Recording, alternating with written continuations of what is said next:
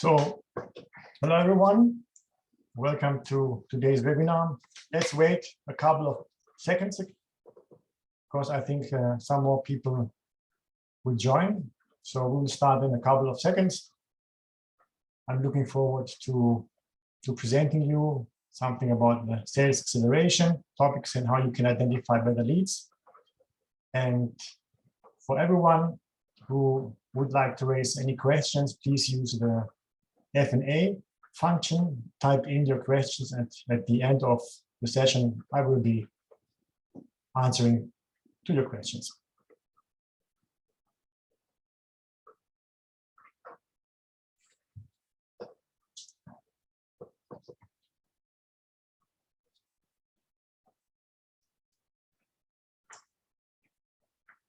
One last minute, then we are 4 after 2, and we will start.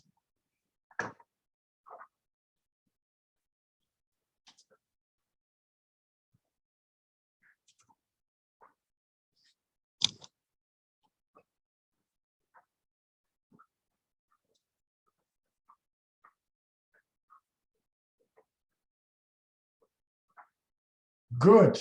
I think we are ready to go. And once again, welcome everybody. Thanks for joining today's webinar in the series of the Knowledge Power Days. And if you had the opportunity to join already some sessions in the whole week, you will see that today's session is the one which is talking about success factors of modern lead management.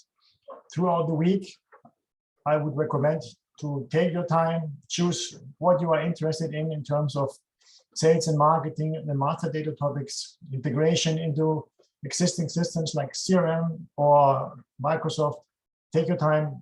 I think it's worthwhile to join, and hopefully you can take some insights for you and your work with you. So, starting with my webinar for today, as you all know, we are talking today about success factors in modern lead management. I would like to show you a couple of things, how you can accelerate your prospect path and to be much efficient in the lead management process.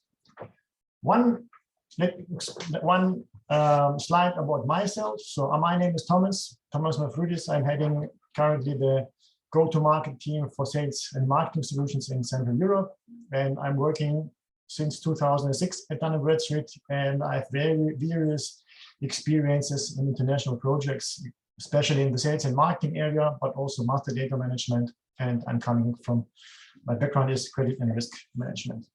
The agenda of today, I would like to do a short introduction, 10-15 minutes, where I would like to explain to you what the requirements are when we are talking about modern lead management.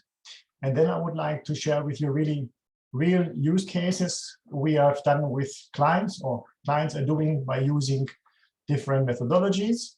And as said, at the end, hopefully 10 to 5 minutes, we will have time for Q&A sessions, and I'm happy to give all the answers you have during the session. So I just would like to encourage you, if you have any questions at any time, please put it into the F&A session of Zoom. And at the end, I will try to answer everything. So, good. So starting, I think every one of you who's participating today is experiencing that the whole B2B sales and marketing environment is really transforming. So, so there are disruptions because we are talking about automation, digitization, and we are talking about new data sources, and the whole B2B decision path has changed tremendously. And of course, you have to find your answers on this change or this disruption. So what we see, when we're talking about a bit of figures, what we see that most of the B2B transactions in the meanwhile, 85%, are without any interaction between people, because the companies get more informed, yeah, and try to identify all the relevant information for their decision, and also do the decisioning before they're approaching someone who should tell them what to do. The other thing what we are seeing is that also the buying environment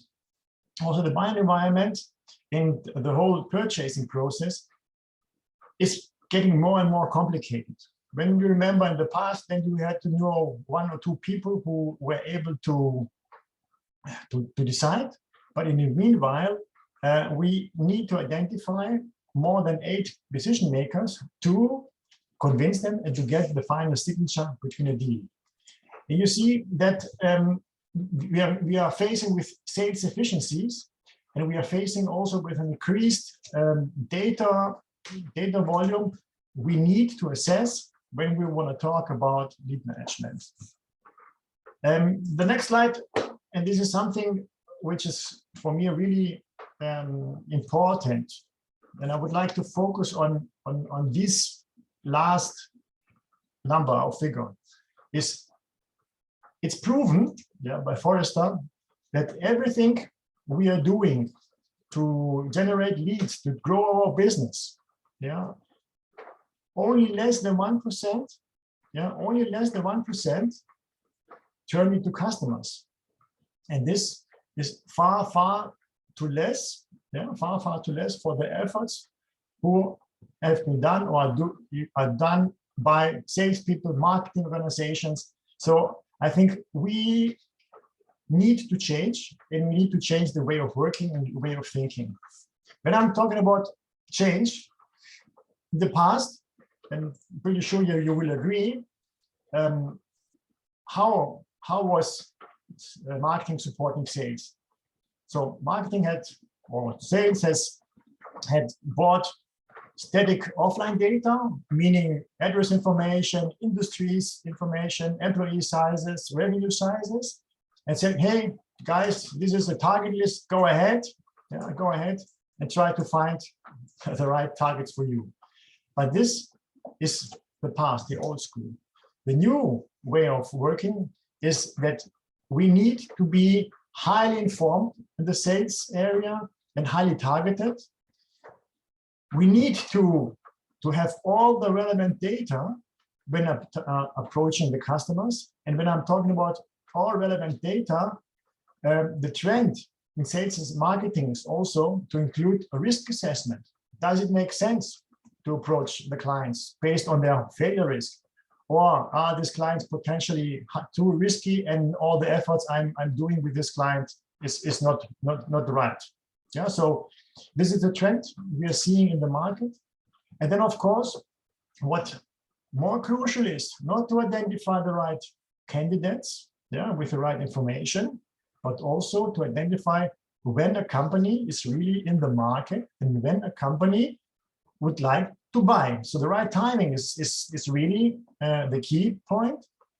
And in pair, of course, when we have all the 3 first points I've mentioned, it's needed in the meanwhile also to have the right contacts. So you need to have the right contact information.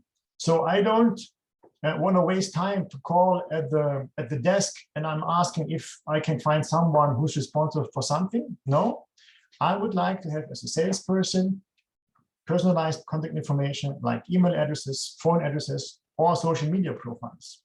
So, and I would like to really point out one point when we are talking about old school and the difference of how we have to act in a sales and marketing environment today. And I took here the example of Dun Bradstreet.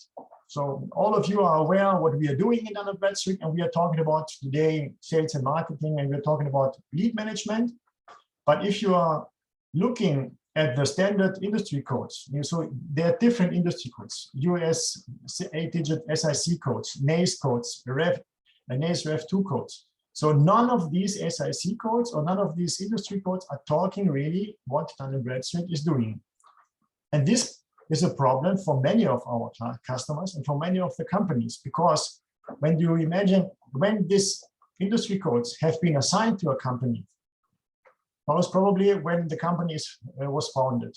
But in the meanwhile, the companies are evolving, but not changing their entry in the registries. This is information which is good, let's say it's a basis, but it's not saying anything about exactly what a company is doing. And if we are combining or taking into account also additional modern data sources, like, for example, the website and the content of the website, you see, and I think this is really a good example, and I have many other examples I can share with you. You see that for the particular case of Dun Bradstreet, we are doing everything around data, and not only data, we are doing data in sales acceleration, marketing, analytics, master data management, risk management. And this is the way you need to act in lead management today. So the one thing is, let's say you have the basis, but the completion of the picture, this is the key differentiator in modern lead management. And this overview shall show you what kind of data sources we need. Yeah, we need to complete this kind of picture. We have, and you know, Dun Bradstreet from, let's say, from a data information provider, the yellow ones, the classical data, like how many employees a company has, in which industries a company is, how much revenue, in which location, how many locations. This is, let's say, the foundation. And you see also the risk assessment. But this is data which is very static. We need to combine this static data with online data, which is much more powerful. What do I mean by that? When we are able to read what companies are talking on their company websites. This is the shopping window of the companies. So this is exactly the difference and the completion of the picture when what kind of detailed products the companies are producing, what kind of other information, what links these companies are having, what kind of technology companies are having on the website. Do they have an e-commerce shop, for example? Yeah. Do we find anything in the news about the company? So this is, let's say, the completion in the picture. And the blue one is the point to know when a company is really in the market, when a company is in the process of buying services or products, meaning they're sending out different signals, they're sending out different triggers, or they have sending out their intent that they are really interested in topics. And this kind of information we need to take care to do a modern and efficient lead management. And if we transfer this graph now to the classical sales funnel approach, you see how this evolved. The high quality company data, the yellow ones you saw in the graph before, this is the basis. It's defining the, let's say, the target market, the total available market, let's say. Yeah. If you combine this with the online data, then we are narrowing down the sales funnel, and we have eliminated companies who are, or that are not relevant, because they are not talking on the company website, as an example, about the products we are looking at. And then the important thing is to identify the right timing. As I said, when a company is really interested, and if you have the signal, and if you have the information, hey, there is something going on at the company, then this is the call to action, yeah, to your sales guys. Say, hey, there is something, provide them with all the relevant information, which is here in the funnel, and then you will be able to do much more revenue, much faster revenue, and much more efficient. And the other thing, what this graph would like also to tell, it's not anymore about quantity of potential leads. It's really about quality of the leads. Yeah, we don't have the time to get a list of 100 or 200 companies and try to call them. No one has the time anymore. We need a list of 1 or 3 per day, 10 per week, 50 per month. And this is what the requirements are from modern lead management. But we are seeing, of course, that many companies are really struggling how to do this. This is, let's say, easy to say, yeah, easy to say what we need and how to do, but the how, the implementation from, let's say, from old static offline data to use all the relevant data, the 360-degree view, let's say, on the relevant information. This is not that easy. Many companies have already started. This is the digital maturity wave. Yeah, many companies have already started. You see that less of the companies, 2% or even less of the companies are unaware that they have to think about it, to change. Yeah, most of the companies are at the stage, okay, yeah, I have understood, I have to do something, but I don't really know how to do it. And this is the point, yeah, where, of course, Dun Bradstreet can support. And of course, the process have to be defined. And once defined, they have to be integrated. And by saying this, we're talking also about the transformation of the business model. So to getting the transparency about sales efficiency also, yeah, to providing the right leads.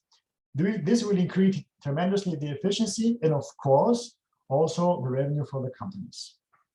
But to do this, of course, you need to understand, you need to work on data. Yeah, you need to understand and to know your best customers. Say, okay, which customer, with which customer I'm profitable, which are my best customers. And then if you have this kind of insights, then you will find them in the market you have identified for you. So this is the transfer, having knowledge about existing customers and try to identify them in the target market and the relevant market. And here the term is really relevant market, not any market, but the relevant market for you. Once you have identified the relevant companies for you, then of course, what I also said at the beginning, you have to identify the decision makers. Yeah, who is able to do the decision? Yeah, it's not, most of the time it's not the CEO, not the CFO, but what levels below. And this is something you have to identify.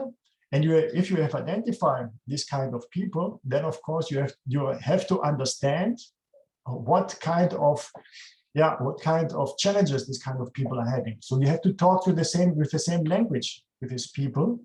And if you are able to do this, then of course you have to engage with elements. So what is exactly what the companies are interested in, and why do you call the companies with relevant content? If you are able to do this, then this will lead automatically to higher quality of leads. You will be able to build up much faster the pipeline, the productivity of your salespeople, and also the happiness of your salespeople will definitely increase. You will have more informed conversation based on information and data you have gathered. And by using all these kind of things, you will be hopefully always ahead of competition because you're really getting all the information which is relevant for you. And if you combine these kind of elements, this will always lead, and that's I can tell you from my experience in sales and marketing departments, projects, sorry, this will always lead not only to increased revenue, but also to reduce sales costs because the efficiency will increase. And by saying that, I would like also to share with you one customer case where we are partnering with this client. So we're not a client-supplier relationship here. We are partnering, and he's willing to tell us also the success he's having when we're talking about digitization. And by using all the relevant information and assessing the information, you see here on the left-hand side, the costs have been reduced tremendously by, you don't need to buy that many data, 20%. Okay, fine. Yeah, but the most of the cost is, of course, a reduction because you have all the relevant information already on the plate, if you are able to do so. And you don't need anymore to qualify every lead, call the lead, and try to identify if the lead is relevant or not relevant. And of course, if you have the story to talk, ammunition to talk to a client, this will definitely also decrease the cost of individual approach. So you see the figures on the left-hand side.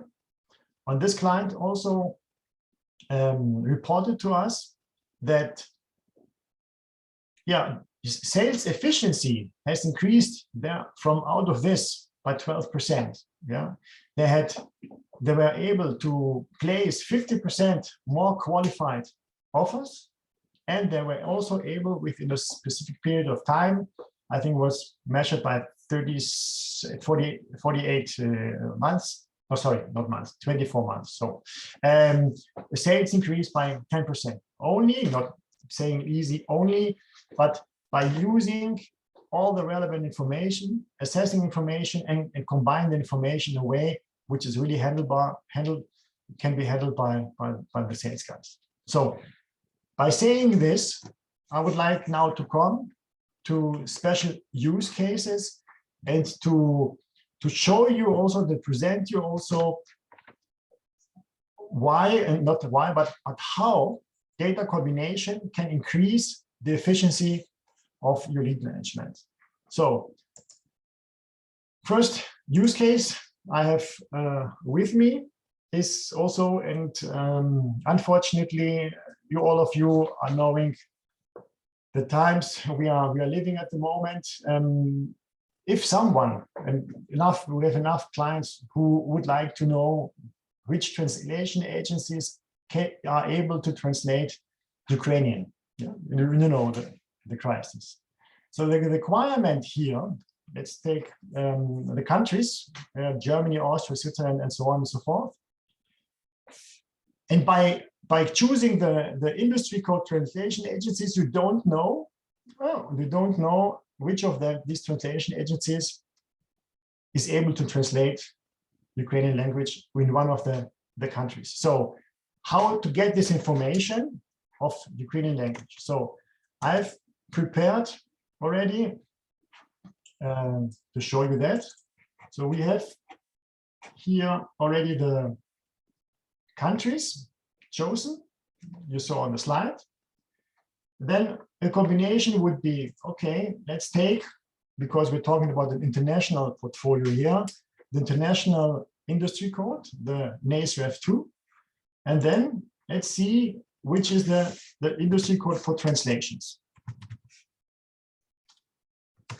So you see we have translation and translation interpretation activities. If we choose that and see that, and we've seen, I don't know if you have recognized this, from 22 million companies, 58,000 companies are having or offering translation services.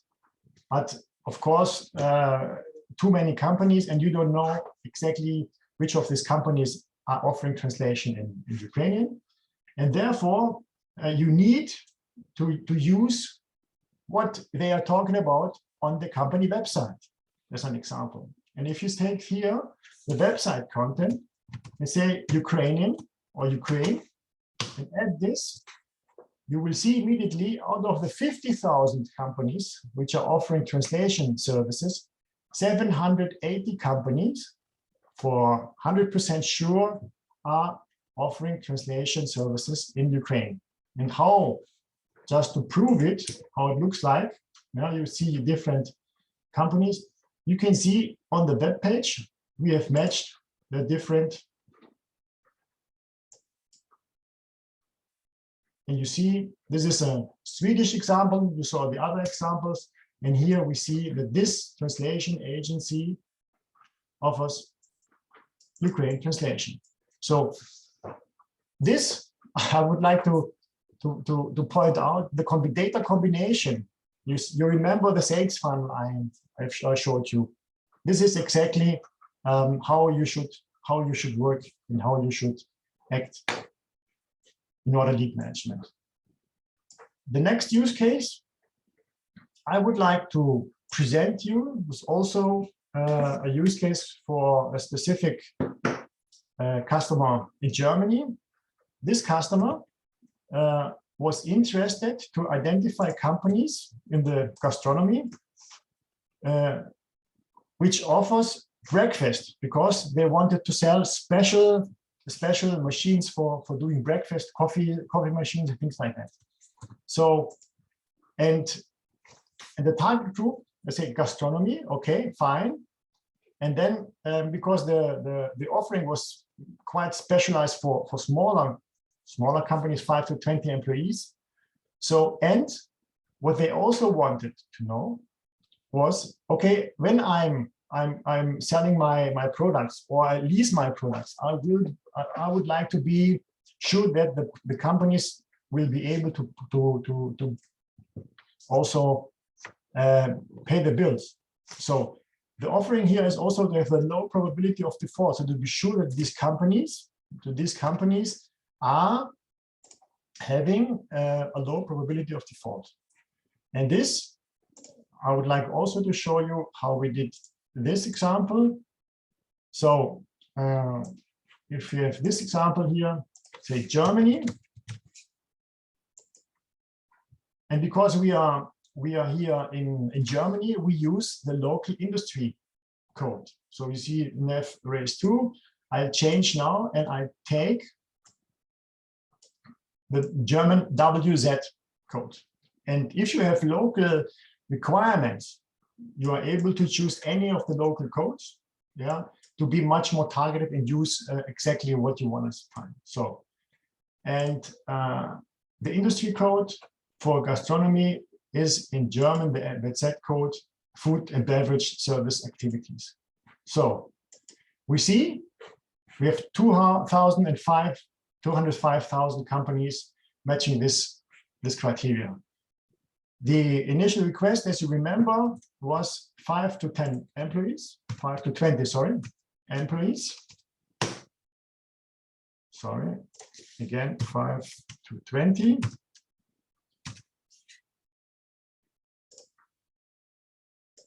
So we reduced the amount to 16,000. And then this company wanted to have low-risk companies in the portfolio. Okay, we choose low risk. And we reduced from 18,000 companies, 4,900 results. And now we don't know which of these gastronomy companies are offering breakfast services. Coming also again the combination with what they are talking on the company website, yeah, and taking the German word for breakfast. And you see 765 results, high targeted companies, which are fitting exactly to the requirements of the clients. So here again, the same data combination. Data combination is classical data, risk data, online data. And if you're going to this kind of company, you will see that this company, of course, is talking about breakfast. Yeah, Frühstück, the German expression. And of course, then if you go to the details of the company, then you have also the responsible person you need to talk to. Just showing that. Also, and we have the email address, we have the website, and we know that these two guys are the responsible people for this kind of companies. So I hope this is really showing why we have to combine this data, and it's showing really that we're talking, as I already said, about quantity, not quality. Okay. So next example I would like to show, and the third, and I have one more, and then I'm really finished with my practice here. And what I would like to show, it's a bit complicated now. So is how are you able to identify producer of playgrounds? From my experience with various industry codes, there is no industry code who's saying playgrounds, producer of playgrounds. Yeah. So this requirement was in Poland, Hungary, and Czech Republic. So now we have here to think how we can combine again the different data points we are having to identify the right companies. How are we doing this? And I will show you that how we are doing this. So I've already chosen the 3 countries I have here. Then I know which companies traditionally are in that industry, in which industries these companies are working. Here we're taking also the international standard and NACE code, and we know that typically the companies who are producing or working with playgrounds are manufacturer of wood and products.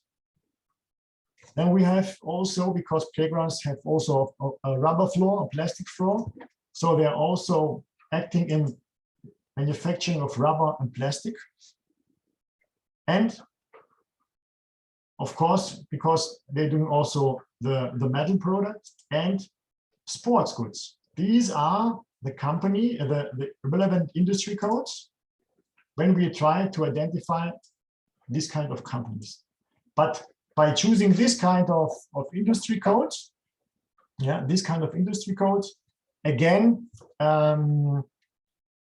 we never know which of these companies are doing playgrounds.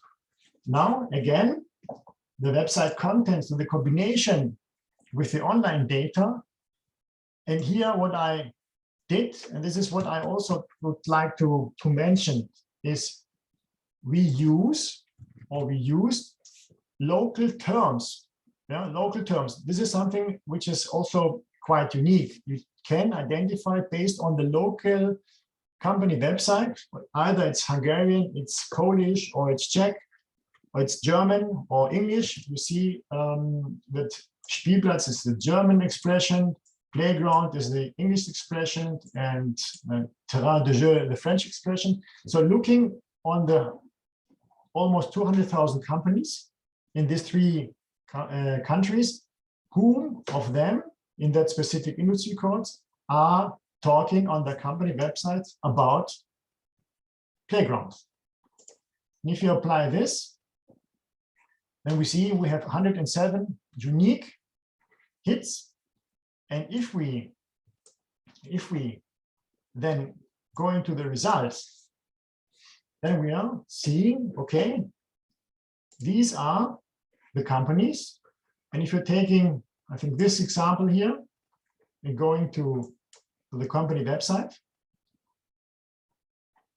and you see here, I know that Plac Zabaw in Polish means playgrounds. So we see that these companies are producing also playgrounds. So you see the highly targeted companies. And as I said at the beginning of my session, quality, not quality, not quantity, right?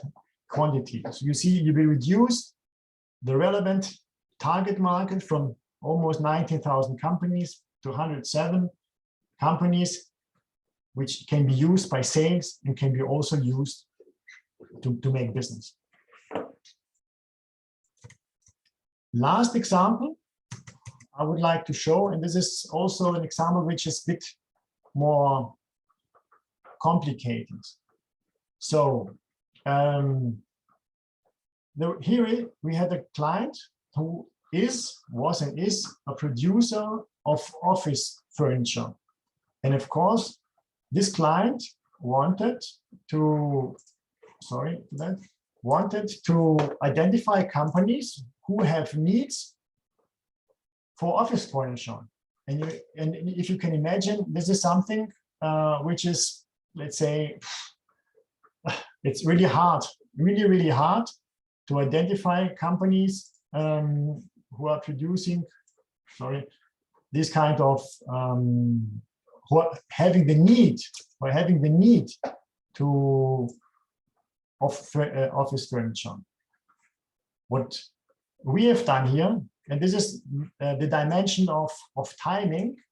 So we thought about with the client together when companies do need new furniture, and we came to the point and said, okay, if companies are interested in relocation, as an example, yeah, or if companies are interested for new office space, if companies are interested by their surf behavior in the internet, looking for a new office building, or if they are interested on new office printers, laser printers, or printers at all, these are all so-called triggers or intent triggers, yeah, which lead that these companies will potentially have need for new office furniture.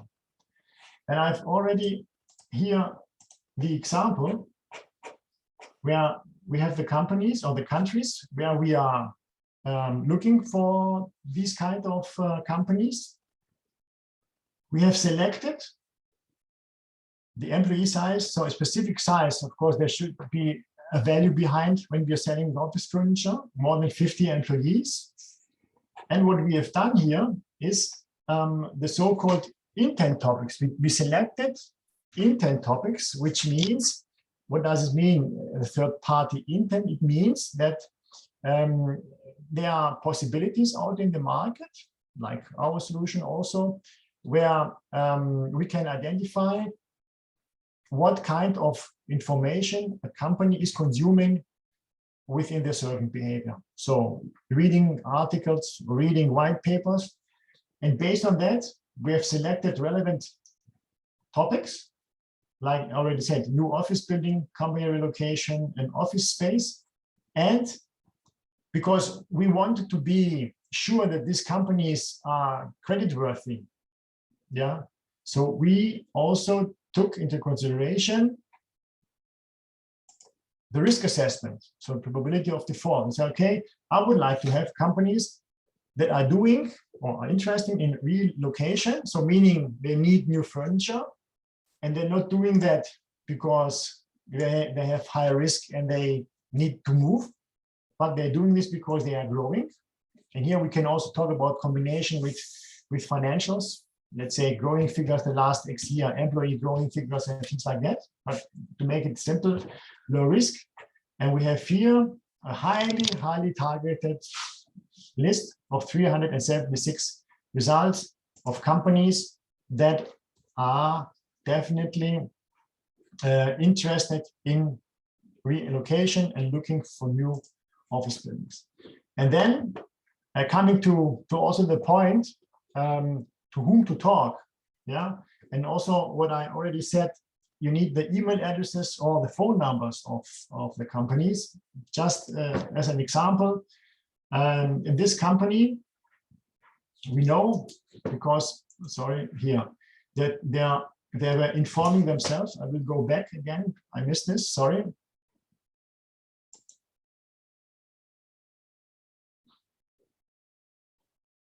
So,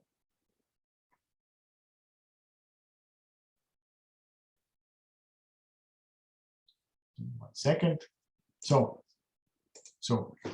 you remember we choose the topics, and this company is highly interested in office space relocation, company relocation, in new office building. So we know this company is currently in the market. This company is really looking, yeah, to move, potentially also for office furniture. And if you're talking about contacts, then of course you need to know who is the responsible person. And by providing also persons in that company, you see there could be different people relevant for you with the right information. I think I've chosen the wrong one. Give me 1 second.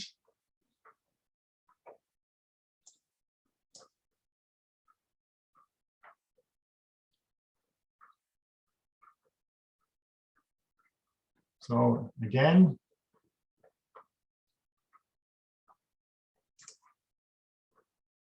so this one.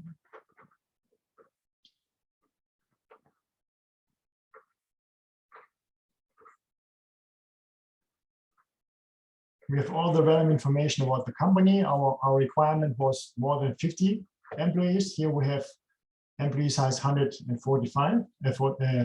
Sorry, it's a company with 3 additional companies in the group.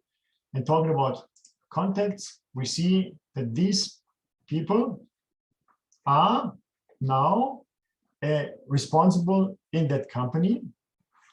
And if you target specific function, then of course you need to have, let's, for example, the mobile number directly, or you need to have the email address, the direct email address. So to not lose the time to call the desk and also to try to find who's relevant. If you know that, as an example, Mark Edling is responsible for this kind of services, then you had immediately his phone number and immediately his email address. Of course, you have to, let's say, to be sure that you can use it based on GDPR requirements, but you had the direct connection to the people, to the person who can decide. And this is modern lead management. So coming to the end of my presentation, what I show you here, hopefully has underlined what I wanted to bring over in this webinar.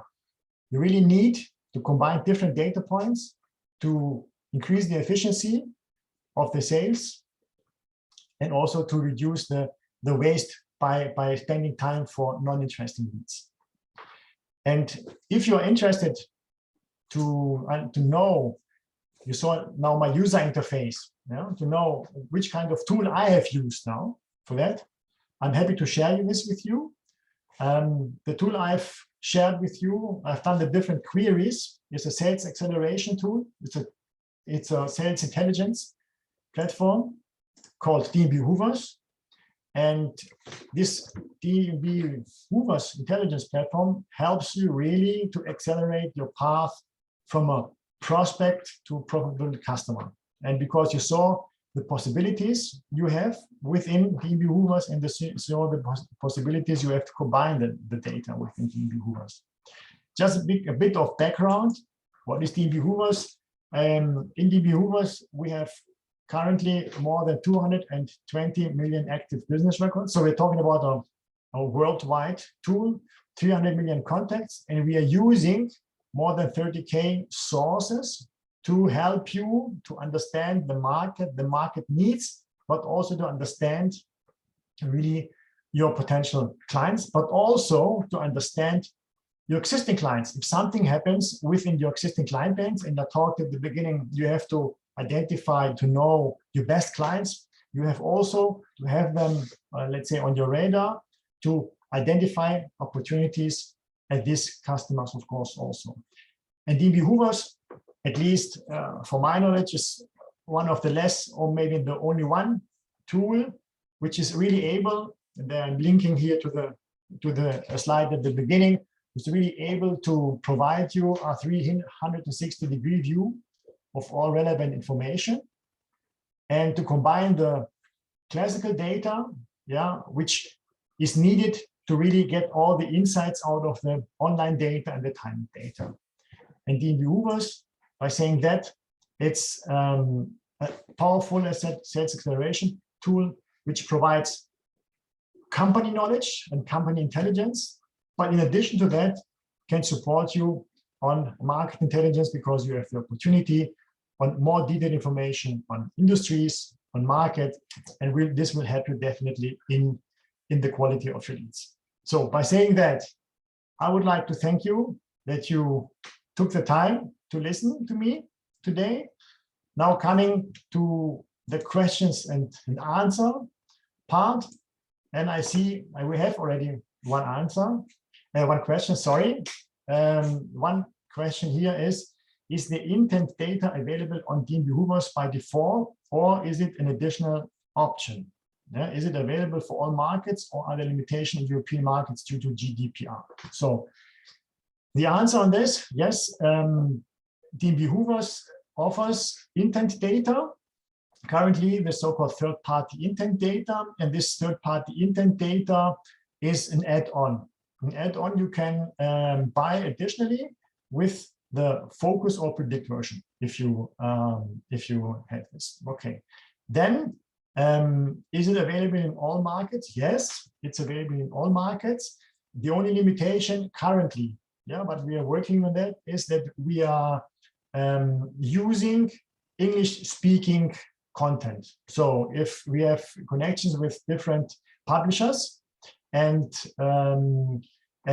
we are getting the insights from them, but the publishers on English-speaking content. We're working on additional content, but it's available in all the markets. You saw my examples I've done. There were companies also in Hungary, in Poland, in Germany. So we can gain here the insights of. And again, what I would like to point out and to mention is all about quality. Sorry. So if you are able to identify 3 right ones, it's even better than to identify 300 not right ones. And this is definitely working.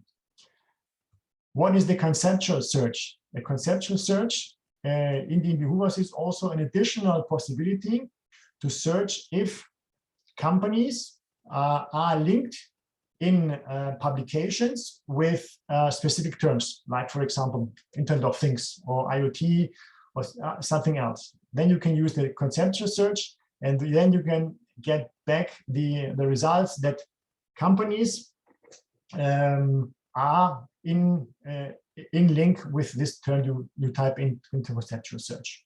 It was the second question. Then the additional question, are the modules, website content, and intent topics also available for DNB BizNote? I'm not sure if I understood it right, but so the website content is definitely in any of the packages of DNB Hoovers in. Intent topics, as said, from focus to predict. And BizNote, DNB BizNote, we are not BizNote anymore. We belong to Dun Bradstreet, so we're talking Dun Bradstreet. And of course, there are also, if this is the question, if we have also website content and intent topics for our own businesses, yes, that is so.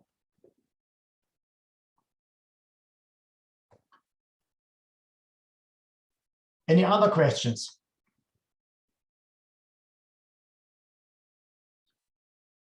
So if this is not the case, yeah, I would like really to thank you. You took the time to listen to me. And if you have questions after the session, please either reach out to me via LinkedIn or connect to me via LinkedIn. Happy to be connected with you, or reach out to any of our local sales managers. And we are happy to continue or start and continue the discussions with you, because I'm a true believer that the way, as I said at the beginning, it's not anymore sufficient how to work. And yes, the presentation, I think also the recording will be shared. Either you will receive after this session on the link to the presentation or to the video, or it will be available on the website. Yeah, that's for sure. And as said by that, I wish every one of you really a good rest of the day.